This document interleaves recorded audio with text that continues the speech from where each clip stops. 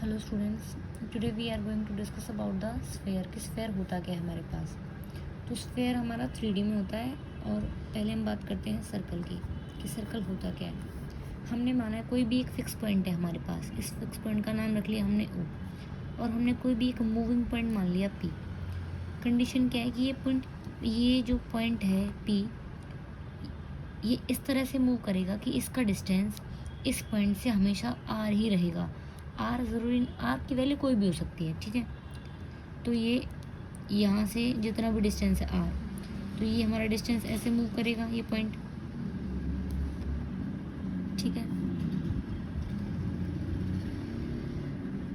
तो जो लोकस बनेगी हमारे पास, जो रास्ता बनेगा इस पॉइंट का कि जहाँ जहाँ मूव करेगा ये, किसी भी पॉइंट से इसका डिस्टेंस लेंगे वो कितना आएगा, हमेशा R आएगा। The locus of the point P from a fix point O, तो जो रास्ता बना दैट इज़ कॉल्ड सर्कल। ये सर्कल जो होता है वो हमारा 2D में होता है, 2 डायमेंशन में, एक्स और वाई में। अगर हम 3D में बात करें तो हमारा क्या बन जाता है, स्फेयर। तो हम क्या लिखेंगे डेफिनेशन स्फेयर की, it is locus of a point which moves so that its distance from a fixed point, इस पॉइंट का डिस्टेंस कहाँ से, किसी भी फिक्स पॉइंट से कैसा रहेगा, हमेशा कांस्टेंट, इज कांस्टेंट। ओके, अब जो फिक्स पॉइंट है इसको क्या कहते हैं हम, जो हमारे पास फिक्स पॉइंट है उसको कहते हैं हम सेंटर ऑफ स्फीयर, ठीक है। और जो हमारे पास फिक्स डिस्टेंस आई है उसको कहते हैं हम रेडियस। ओके, अब हमें निकालना है इक्वेशन कि हम इक्वेशन कैसे निकालेंगे, इक्वेशन ऑफ स्फीयर।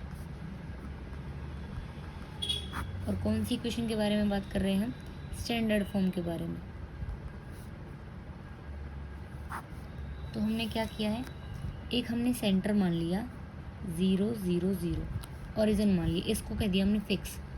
और यहाँ से यहाँ इसकी दूरी पे हमने कोई पॉइंट ले लिया x y z।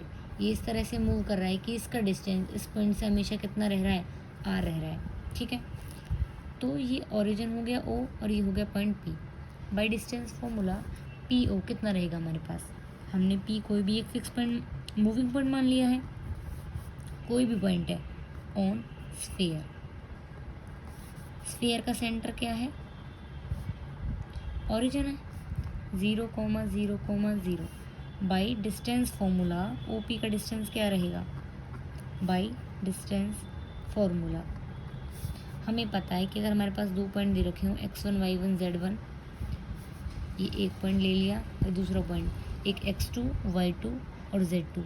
तो अगर हम इन दोनों के डिस्टेंस की बात कर रहे हैं तो वो कैसे निकालेंगे, x2 माइनस x1 का square plus y2 minus y1 का square plus z2 minus z1 का स्क्वायर और इसका अंडर रूट। तो यहाँ पे x1 y1 z1 ये हो गए और x2 y2 z2 ये हो गए। तो बाई डिस्टेंस फॉर्मूला से हमारे पास OP की वैल्यू क्या आ जाएगी, x माइनस 0 का स्क्वायर प्लस y माइनस 0 का स्क्वायर प्लस z माइनस 0 का स्क्वायर और हो जाएगा under root. That means x का स्क्वायर प्लस y का स्क्वायर प्लस z का square is equal to OP। और OP की वैल्यू क्या गिवन है, ऑलरेडी R गिवन है।